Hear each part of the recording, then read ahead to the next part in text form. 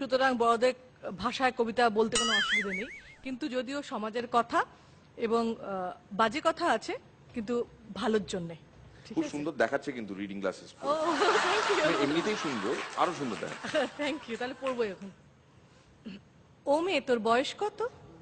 কি জানি গো, মা থাকলে বলে দিত। সেই যেবারে দাঙ্গা হলো, শয়ে শয়ে লোক মরলো, হিন্দুদের ঘর চললো, মুসলমানের রক্ত ঝরলো, তখন নাকি মা পোয়াতি, দাঙ্গা আমার জন্মতিথি।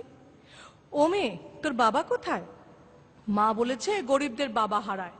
কেউ তো বলে বাপটা আমার হারামি ছিল, মায়ের জীবন নষ্ট করে অন্য গায়ে ঘর বাঁধলো। মা বলতো শিবের দয়ায় তোকে পেলাম, শিবকেই তাই বাপ ডাকলাম। ও মেয়ে, তোর প্রেমিক আছে? ছেলেরা ঘোরে ধারে কাছে।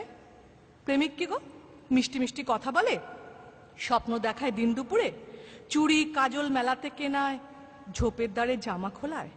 এসব নন্দ কাকা করেছে দুবার, প্রেমিক ওকেই বলবো এবার। ও মেয়ে, তোর পদবী কি? বাপই নাকি দেয় শুনেছি।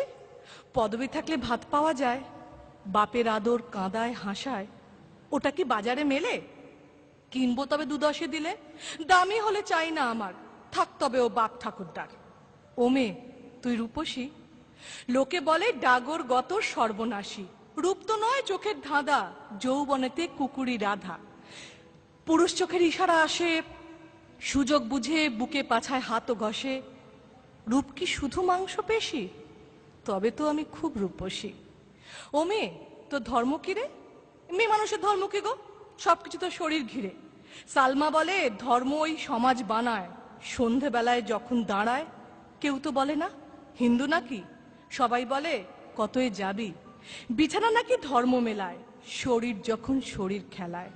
তাই ভাবছি এবার থেকে ধর্ম বলবো শরীর বা বিছানাকে।